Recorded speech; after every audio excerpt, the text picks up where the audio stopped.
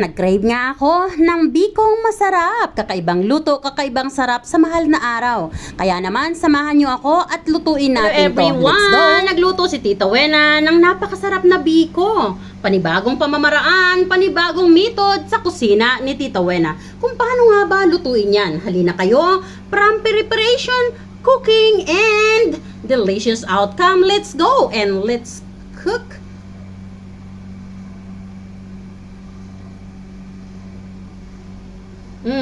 Yummy biko. Hello mga lalabs ko. Ayan, dahil nga mahal na araw, magluluto tayo ng biko. Magsasaing tayo ng malagkit na ang gamit na sabaw ay sabaw ng buko.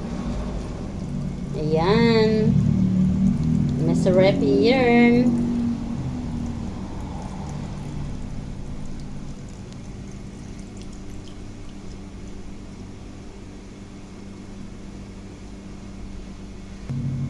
Ayan guys, sa pagsasaing natin, lagyan na natin yan ng butter.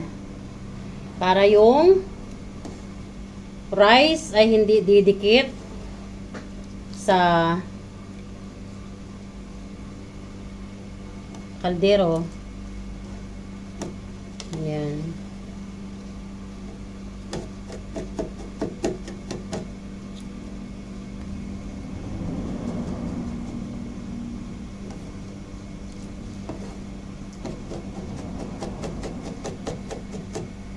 Nakadikit yung butter sa kutsara. Sayang. Ayan. Kusang matutunaw yung butter pag kumulo na yan. At para hindi magkaroon ng tutong, lutuin natin yan sa medium heat. At pag kumulo na, ilalagay natin sa very low heat. Mayroong maitim. Ano yun? Ayan guys. So, habang nakasalang yung ating glutinous, niluluto natin. So, pakita ko muna sa inyo ating mga gagamitin. Meron tayo ditong coconut milk. Meron din tayo ditong sangkaka. Ito ang gagamitin natin.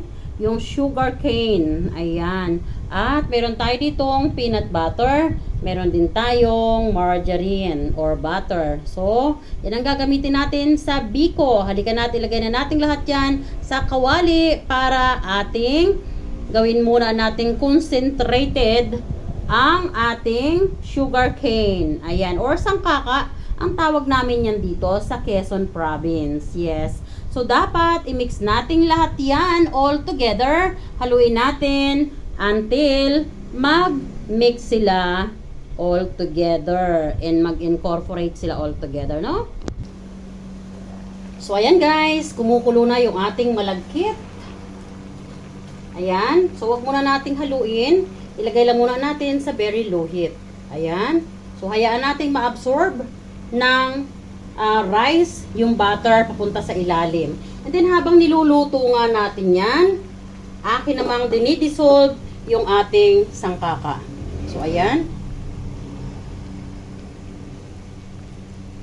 At pag natunaw ng lahat yan, saka ko naman ilalagay yung gata, butter, and peanut butter. Saka natin gagawing concentrated yan para habang naiiga yung ating malagkit na sinasaing ay timing lang na pwede nang ilagay yan mamaya dito sa ating arnibal.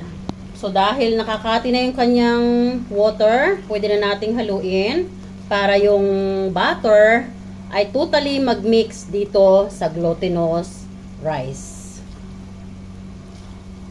Ayan. So, yung purpose ng butter, guys, actually optional to, no? Pwedeng wala.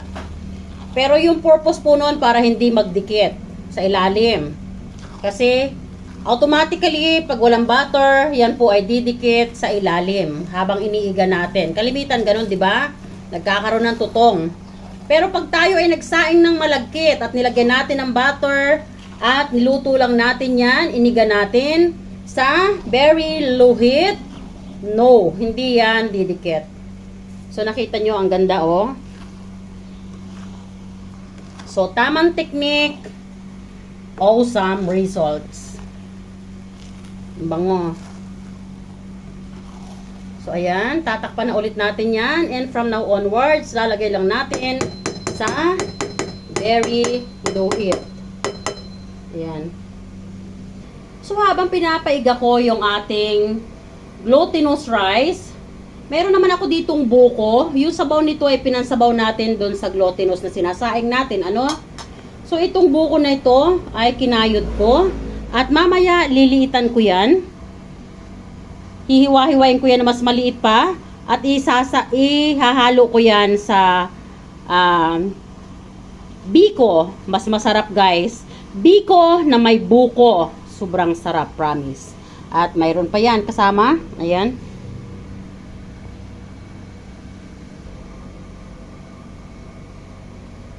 So, ayan. Ihahalo natin yan sa biko. Hiwa-hiway natin yan na maliliit para mas masarap siya. Yung every bites natin sa biko, meron tayong nakakagat na buko. Ang sarap. So, biko with buko.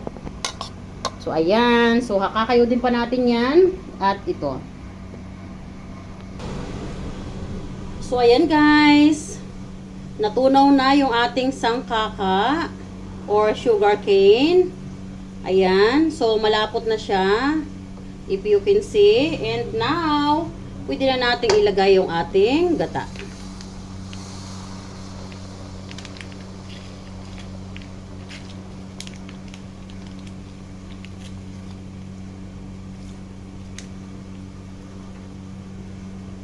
And, hahalu-haluin lang natin yan hanggang lumapot siya. And by the time, pwede nating ilagay na rin yung ating peanut butter at isang kutsara pa na butter ang ilalagay natin. Susunod na itong ating buko. Ayan. So, hiniwa-hiwa ko lang yan ng strips ng ganyan.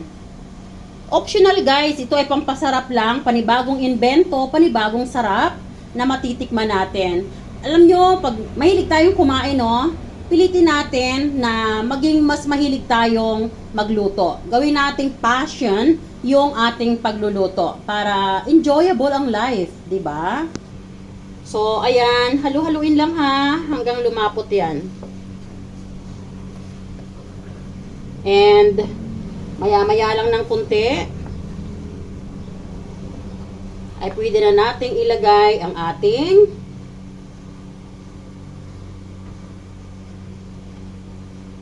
buko. Ayan.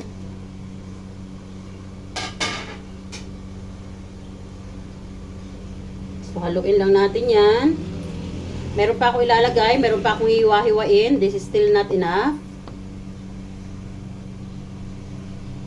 And paiga na rin yung ating glutinous rice. At ayan, paiga na rin ang glutinous rice natin.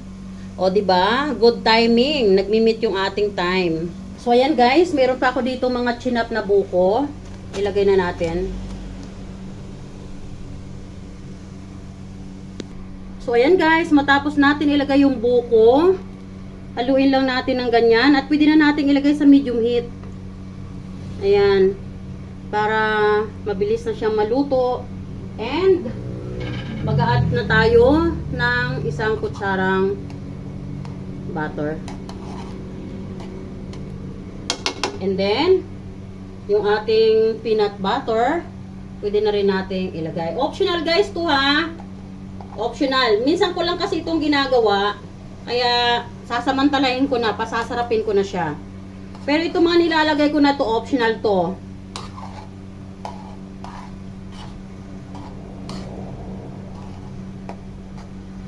Yan lang natin na matunaw.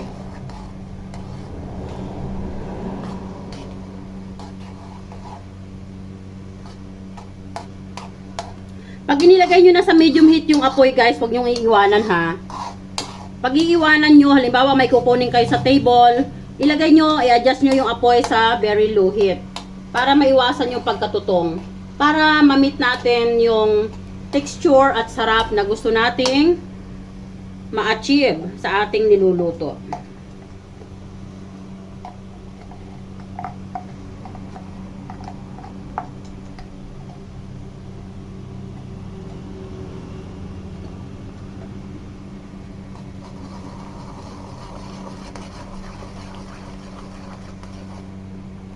Bango.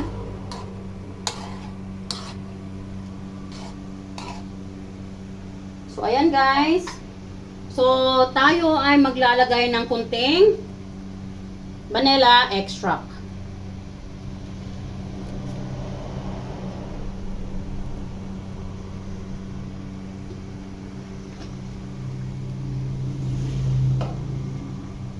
Again, haluin natin. And this time, ilagay na muna natin yan sa very low heat. At ilalagay na natin yung ating rice. So, ayan guys. Ang ganda ng pagkaluto natin ng glutinous rice. Look at that. Oh. Ganda, no? So, ilalagay na natin yan. Mas convenient. Kasi yung first scoop, ayan. So, ilagay na natin dito sa ating arnibal. Bango. Wow. Alam nyo guys, pag talaga mahilig tayong kumain, no, dapat gawin nating passion yung pagluluto. Mag-invento tayo ng mga mas masasarap na pagkain. So, hindi lang tayo mag-i-enjoy, kung hindi yung ating family member. At yan ay matatatak sa isip nila. So, mawala man tayo dito sa mundo, natikman nila yung mga pagkain na kakaiba. At yun ay dahil sa passion natin sa pagluluto.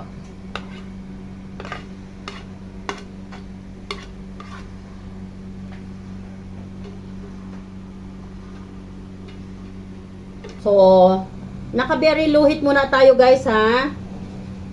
Para habang tayo ay nagluluto, naghahalo, hindi matutong ang ilalim.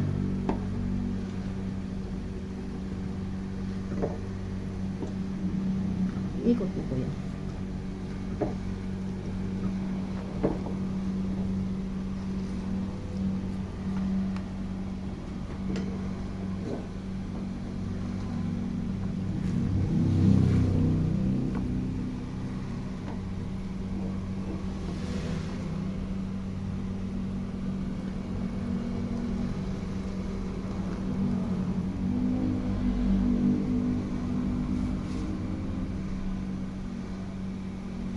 So, ayan yung mga buko strips. Alam nyo guys, napakalaki ng factor nung peanut butter. Ang bango, grabe.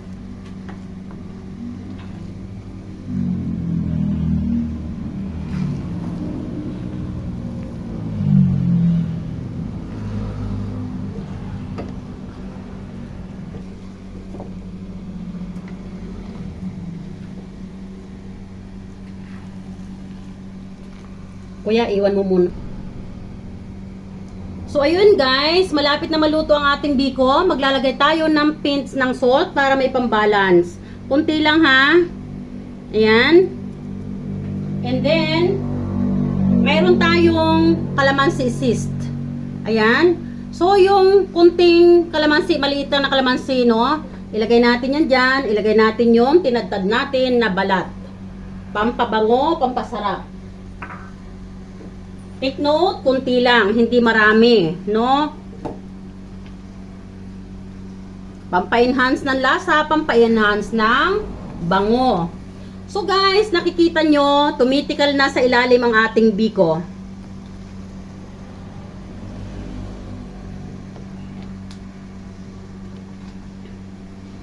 Ito guys ay isang pamamaraan lang na hindi ko ikino-compare yung pamamaraan nyo. Ito ay isang method ko. Pero marami rin akong pamamaraan ng paggagawa ng biko. So, ito ay isa sa aking mga pamamaraan. Then, lahat ng inilagay kong ingredients dito, it is optional kung meron ka lang. It's not that means na pinapakita ko sa inyo ito, dapat ganito exactly yung gagawin nyo. Pero kung ganito exactly ang gagawin nyo, believe me, napakasarap guys. Anyway, kayo din naman ang magbi-benefits. Kayo ang masasarapan, kayo ang magi-enjoy.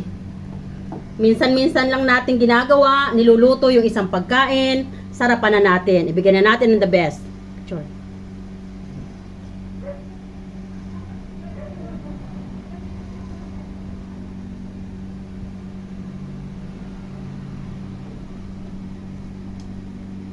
Sarap.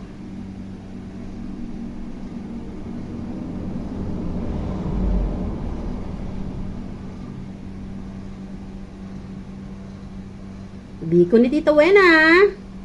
Ayan. So, ayan guys, pwede na nating patayin ng apoy. And once again, Tita Wena always saying, thanks for watching and don't forget to keep loving one another. Delicious Biko.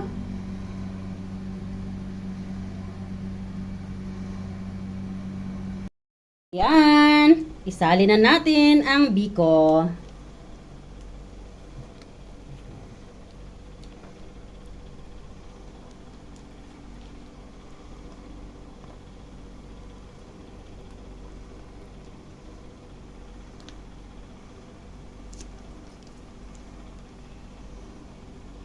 Sarap.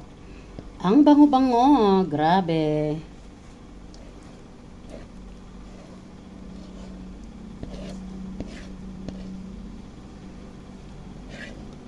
Ayan.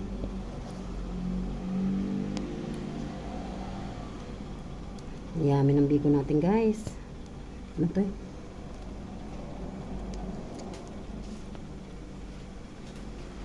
Look at the biko. Yummy dabado. Bagong pamamaraan ni Tita Wena sa paggagawa ng biko. Ayan. Paglamig niyan guys, mas masarap yan. Promise. Ayan. Sarap. Diba mo lang?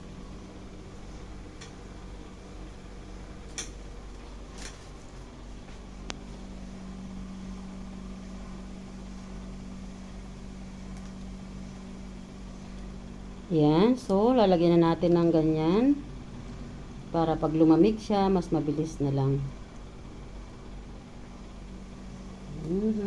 Yummy dabado. Let's eat biko. Sa mahal na araw, ayan ang ating merienda. Yummy, yummy dabado.